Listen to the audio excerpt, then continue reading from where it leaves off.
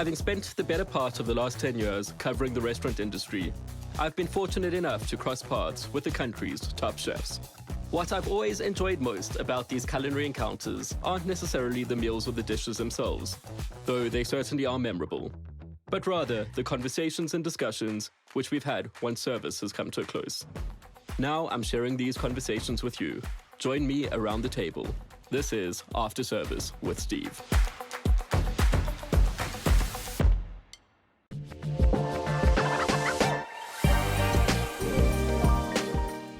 This week, I'm at Jackie Cameron School of Food and Wine, a chef school tucked away within the rolling hills of Hilton.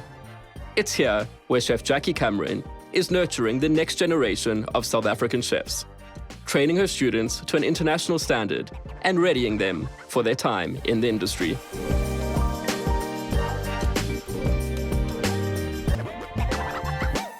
I'm here with a very good friend of mine, Jackie Cameron, at the Jackie Cameron School of Food and Wine. Jax, thanks so much for taking the time. Oh, thank you very much for having me. Of course. No, it's always very special being at the school, especially this time of year. The new students have just come in. How's the year been going? It has been extremely busy. So they're all very busy behind us. I think we're in like week 3, and we've already done 6 functions. Oh my word. Besides all the theory we've got through and everything else. So It's a great start. What I've come to realize is that there's never a quiet moment at the Jackie Cameron School of Food and Wine, that's for sure. We know that for sure. And I mean, This is your 7th intake, 8th year? So 8th year, 7th intake. It's just, time is flying. Yeah, that's absolutely crazy. Yeah, when you think I was at Hartford for 12 years, nearly 12 years, and that felt like a lifetime. Yeah. This has just seriously just flashed by. It's absolutely crazy. And I think back to judging the 2nd intake of students' first exams, final exams.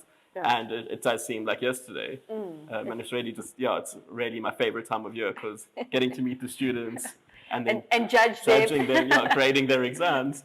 And what I especially love is then seeing them in the industry afterwards. It's a really cool transition seeing them. And I think what's exactly what you said. So now what's special this year is that you're seeing them like at the beginning. Yeah. And then it's coming back after they've been here for 18 months. And they're doing their final, if you want to say final dinner. And exactly what you said, it's unbelievable how many people that get to know the students over the year that they're here with me, that they actually go to Cape Town, they go to Johannesburg, they go to Durban, not to go and eat at the top chef's restaurants. Yes, my students do go to the top restaurants, but they go specifically to see my students. So they will go to Fane, to see, like when Saxon was there, exactly. Now Joel's there, or they will go to the La Calam group and go and see all the students that are there, and they base their trips on bumping into the students. Yeah, so it really is cool. No, it's amazing, and I as you say, that your students really do go to the creme de la creme of the restaurant industry. I've seen Joel at Fane recently. There are a few students who've currently got a test kitchen in Joburg. Yes, obviously, we've got Sherry who is at La Calam as head pastry chef. Head pastry. She's gone on to sous chef. She's gone on to sous chef. Incredible. And it's so awesome to watch their development from this really early stage to where they go, and being in these amazing restaurants, these esteemed restaurants. I think really I say every year, I have a new batch of students. Yes. I have a new WhatsApp group. Yeah. I have more students requesting more of me every year. So as the years go on, it's just, I don't think I know I'm busy now, but as the years go on, you're just going to be permanently on WhatsApp. There's seriously not going to be a time available. But it really is cool. And so a lot of the students keep in touch, but some don't, and it's all the different personalities. Definitely. But it is something that's very special, is like keeping up to date with them, 100%. Finding out where they are, where they're going, what are they enjoying, and it's the most bizarre things that they do contact me about. Chef, I need advice on this. And Chef, so I always say, once a JC student, always a 100%. JC student, and that it is a mentoring course. Yeah. It really isn't a chef course. It's a mentoring course. And it's amazing because obviously I see them all around the country, and I always get like sometimes a shy little wave from behind the pass, depending who the head chef is. And often then I'll go after service and say hi. What's always so impressive is that these chefs speak so highly of your students. I think it's testament to your course. Yeah, thank you very much. And I think, going to things like the Eat Out Awards, And I almost get put into the corner because I have these chefs coming up to me and like, Jackie, we want your students. You haven't sent us enough students. And I'm like, guys, you need, I don't have enough students precisely at this moment to feed the industry for lack of other words. And it's relatively small compared to the rest of the chef schools. But I think the offering, is tailored to that. Yeah. And I think, that is the me being with them every minute of every day, does make the 100%. difference. And you've been there. I mean, speaking of, these top 10 restaurants, you were, one of the front runners of, the chef scene back when you were at Hartford House. Top 10, and I think the youngest chef to get a spot in the top 10. 25 at the time. It's absolutely crazy. You said it, I didn't say it. But, at 25 years old, sure, when I started at Hartford, I just wanted to be, and it was Anne Stevens had her top 30. Okay.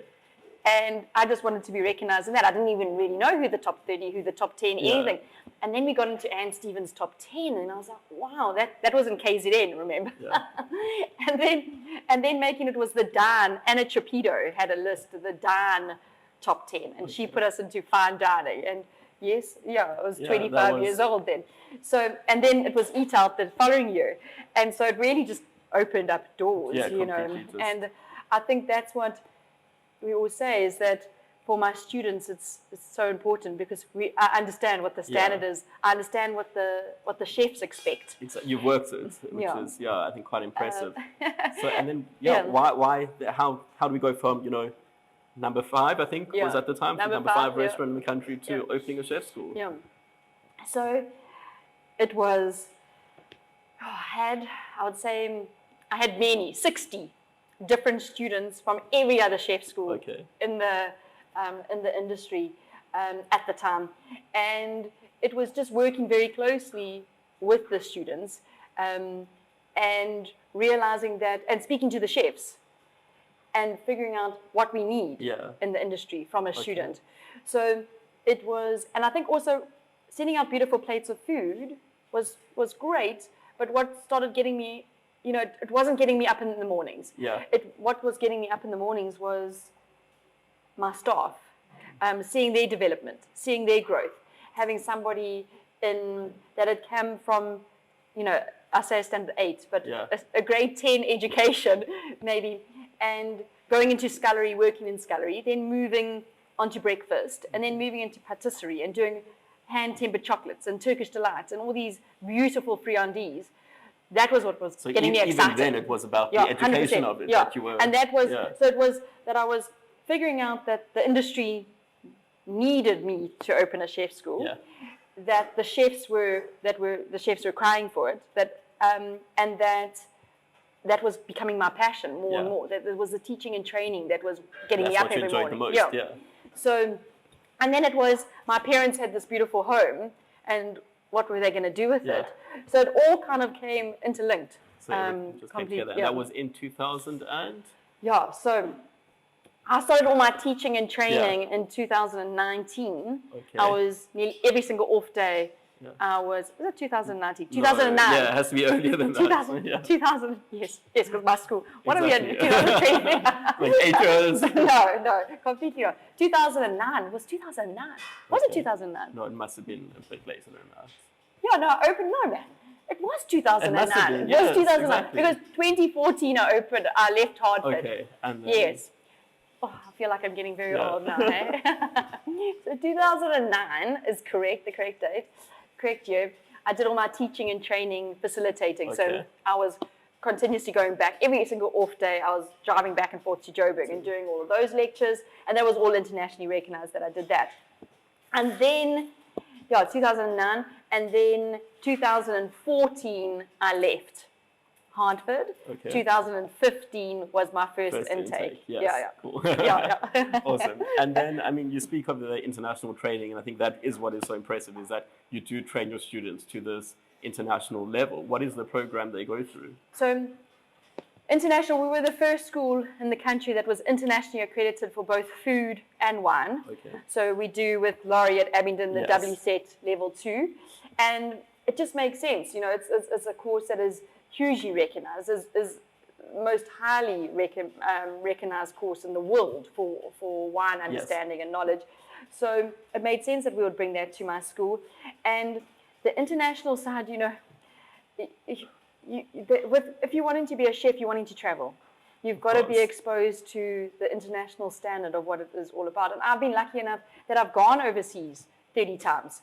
You know, I've cooked. Yeah, through cooking. Through cooking. Yeah, it's not like a holiday. Yeah. I think I think in the 30 times that I went overseas, I only paid for one of my flights. So yeah, so I always say that I was staying in beautiful, like 6-star, you know, 5, 6, 7-star accommodation, but working. Very different to kind of the way that most of the other people who are traveling overseas. They're definitely, my sister and I often have chuckle about it because she's kind of backpacked around and I've, you were staying in these phenomenal, but that I could never afford, completely could never afford, but it was lovely to stay there.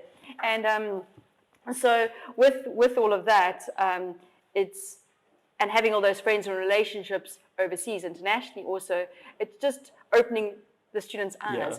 And I think we always speak about international, but I always say to my students, they have to go overseas. Yes. They have to experience it to truly know what we have.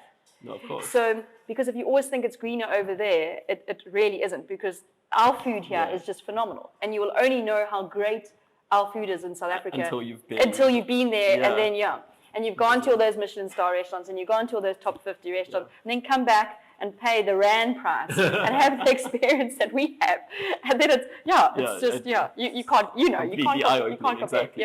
And I think what's interesting there is that, do you find that this international qualification then opens more doors overseas? Yeah, it allows them to get overseas that much easier. Okay. And now we do the 18-month course, and we also do a 3-year course. Yeah. And I've actually been, this year, I've had the most conversations with recruitment agencies, international recruitment agencies, that are phoning me and saying, we want your students overseas, in America, Australia, you name it. Yeah. And I think if it's Canadian, I had a lady phoning me recently, I might be mistaken, but they're saying that to do a chef diploma, a 3-year chef diploma, you get the same amount of points as a university degree. Okay, amazing. Because people are so desperate to get chefs into the country.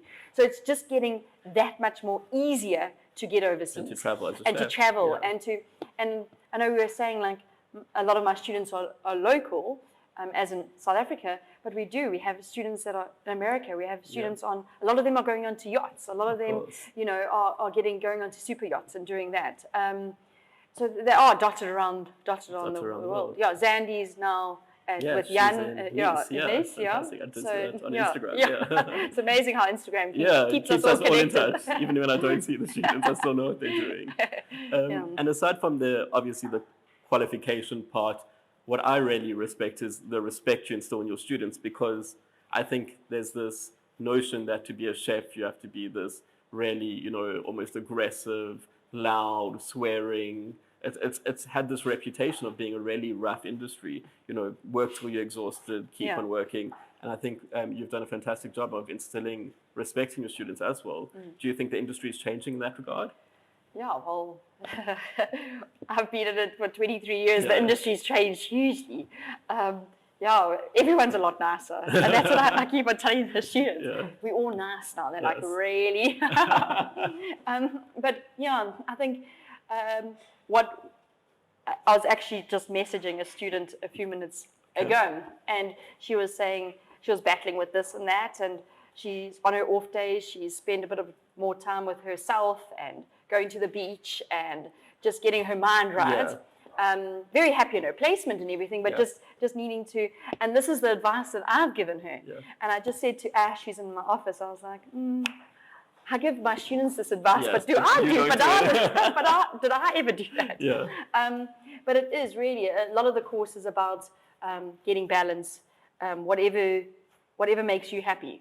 For one of the students, it might be going out for a run. Another student might be meeting up for a cup of coffee. Whatever it is, you've got to involve that in your life to find that balance. Yeah, exactly. Which I don't know if I've ever really mastered yet. But my students seem to be able to getting it right. Those who can't teach. There you go. Yeah, so it is really important, and the respect element is that I'm very old school in my ways, extremely. So there's no gray areas at all. Like if you're 5 minutes late, you're late.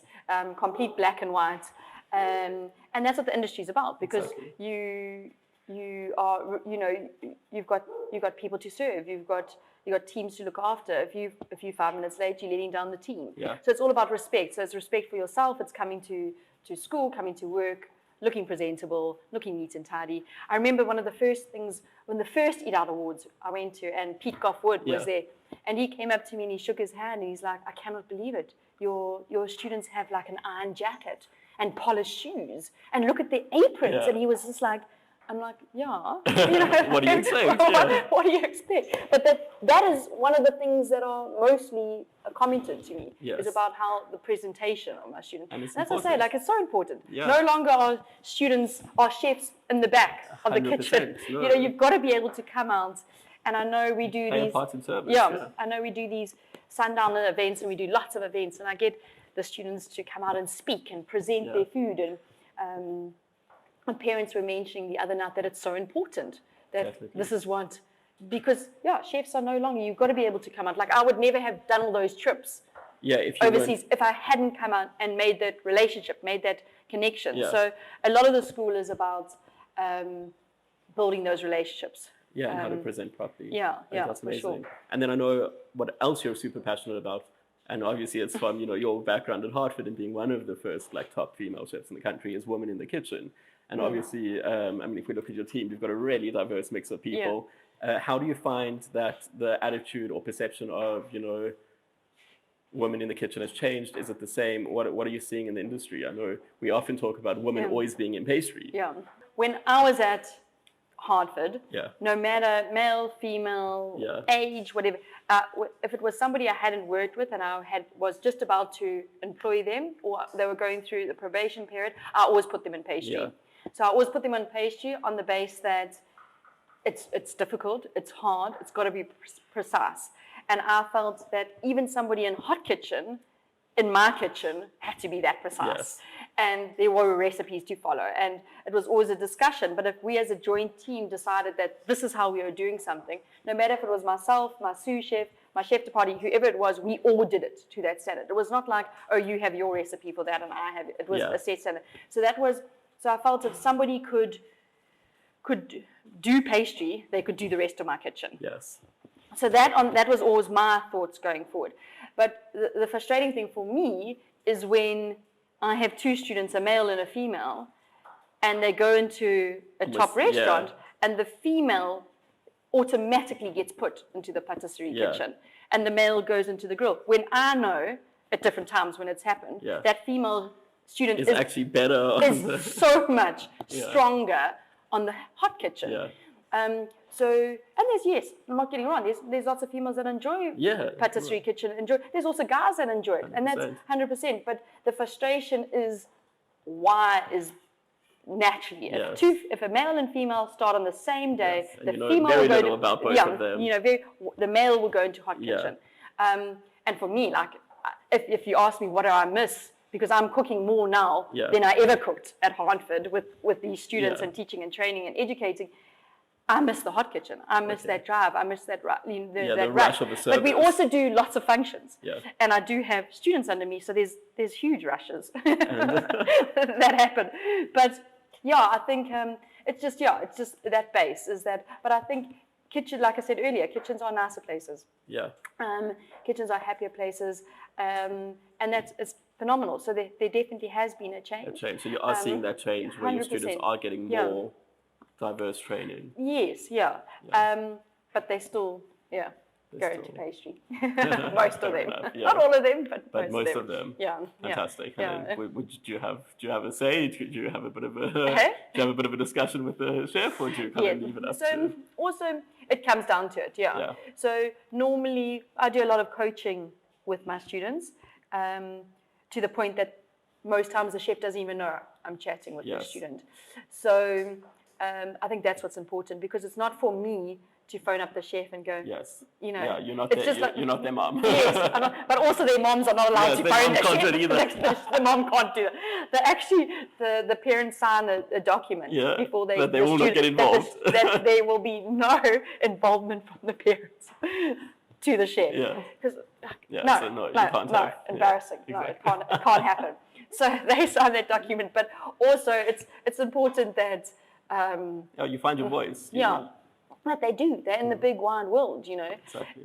So so at times I'll say, you know, go and speak to the chef, ask to move around the kitchen, and most chefs understand, of course, they only want people to want to learn more and be, and the kind of kitchens that my students are going into. Every minute of every day they're learning. They're getting, you know, and I wanted to say, like, the partnerships, the relationships that I've built over the years, that I can place my students in these phenomenal restaurants. Just thank you to all the chefs that are out there that do accept them, because what they're learning and how they grow, you see them completely. You know, I see them after leaving here after a year, and then then 6 months they come back, and it's just phenomenal, the growth that they do. And it's completely, the chefs, the setup, the environment. It's really special. What I love seeing when we do judge their final exam is what each of them have learned from their placements as well. Because they've obviously all got this phenomenal core knowledge from being here, but then you really do see the influences of the restaurants they've been at. They come through so strongly in these final meals they prepared. And one of the pieces of advice I always take from you, because you know at graduation you always speak, is that when there's nothing more to learn, you move on. And I think it's something you really do encourage your students to do, is, you know, go here, get some experience there before settling down somewhere for. For sure. And it's all about they must be going into work being excited, being they must want to be there. 100%. Because also as a chef, employing somebody, you don't want somebody that doesn't really want to. You're not going to be getting. You're not going to be getting. You want to get the best of them. You want to be getting 200% out of them, not necessarily 90%. So, and that's there's always somebody else to fill that gap, but rather somebody wants to be there. Somebody wants to be there. But there is some phenomenal. We're just very lucky. South Africa is just fantastic for the quality of chefs and the quality of food that we have here. Definitely. I think it is probably one of the most exciting times in South Africa. Creative. Yeah. I think in the rest of the world you get put into boxes. And that's very much so when I was younger. A box like at 18 years old you can only be studying. At 25 you can only be doing this. At 30 you might maybe chopping an onion. Yes. At 35 you know. And then in South Africa it really is how much you put in, you get it. You get completely, you know, the amount of passion, the amount of the hours. It makes so much better sense here. And then I mean, on the flip side as well, I'm seeing a lot of, you know, chefs I think who are being pushed through the ranks a bit too quickly because they're not taking their time to learn. And unfortunately, invariably, you see them fall flat.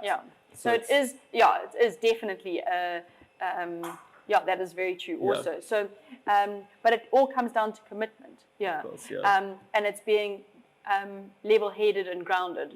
That the stardom, like I went into chefing, it was Jamie Oliver had just launched, I'm not giving away my age. Jamie Oliver had just launched his first recipe book.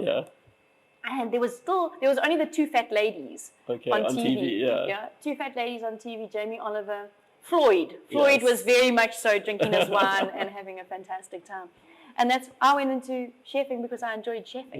Cooking. I enjoyed cooking. I enjoyed produce. You weren't trying to be a rock star. No. And I enjoyed hard work. And I grew up in a family that worked hard. So it was never about everything else. So I think if there's one thing to just say to people going, you know, young ones, when I say I've had students from 17 years old to 55, so it depends on what we're saying, young in food, young in knowledge and food, that it's just to remain kind of level-headed, to go in it for the right reasons. Head down, work hard. Head down, work hard, focus. And if you do all that, you know, the awards and everything else will come, but don't be worrying about that because... Shouldn't be the goal. It should never be the goal. Definitely, because when I started out, didn't know top 10, didn't know anything about anything really. But I did know how to cook. Yeah. And then I think, you know, having these students around the country and working with your current students, If we look at, food trends that are happening in South Africa, does anything come to mind for the year ahead?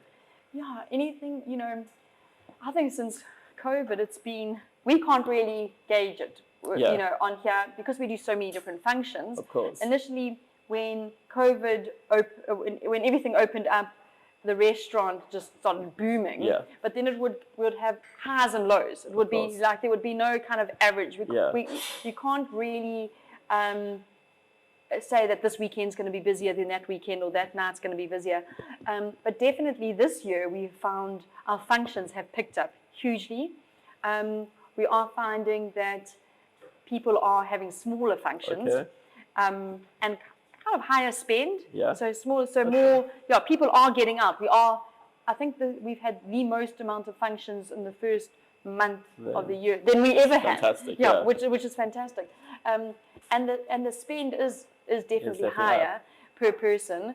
And also what I found since after COVID, never before when we had functions did people drink shooters. Oh, wow. Yeah. And now? Now every single function, it doesn't matter if it's an 80th, if there's like people like hobbling around, like people are drinking shooters. I've never before COVID, I never had to have Jägermeister. Yeah, now it's tequila. It's very, and it's the most exclusive functions that you like, really? So on the positive side, people are having a good time. People are wanting to enjoy themselves. On the food side, I've always been about local, and I think people are ahead of the curve on that one, but I think people are supporting local more. I think especially after the looting, people have found different farms that they never maybe knew about before, especially in KZN, and I think people are celebrating different products and produce and things like that. Yeah. Fantastic. Well, I completely agree. I think locality is very big on everyone's radar right now. We'll be back with Chef Jackie at the Jackie Cameron School of Food and Wine after this break. After Service with Steve is brought to you by Stella Artois, the internationally beloved Belgian beer, crafted from hand-selected ingredients. With a brewing legacy of over 6 centuries, Stella Artois invites us to make time for the Life Artois, where we can slow down, savor life's moments, and share the enjoyment of good food, great music, and each other. Join me as I open a beer and chat to the country's top chefs. I'm back with Jackie Cameron. Jax, we always round off the episode by talking about something outside of the kitchen. Now, of all the chefs I know, I think you're the one who lives, breathes, eats, sleeps, everything about your job, being that the school is also your home. Yes. But, I think just in terms of downtime and balance, what do you find is your way to unwind? Well, I think having a husband and a daughter, it has made me kind of, sort of get some balance in my life. And I think having little Jasmine and Ben and having family time. Yes. With my parents being here, there's nothing better than in the evenings going up, being like chaotically busy, and then going upstairs to a roast chicken cooked by my mother, and just relaxing, have a beautiful glass of wine. 100%. And I think, and also having, my school on the premises. We all live here. I have students that live on the premises. It can be tea break or it can be lunch break, and I can go and see Jasmine. Yeah. So it's not that I don't see her for the whole day.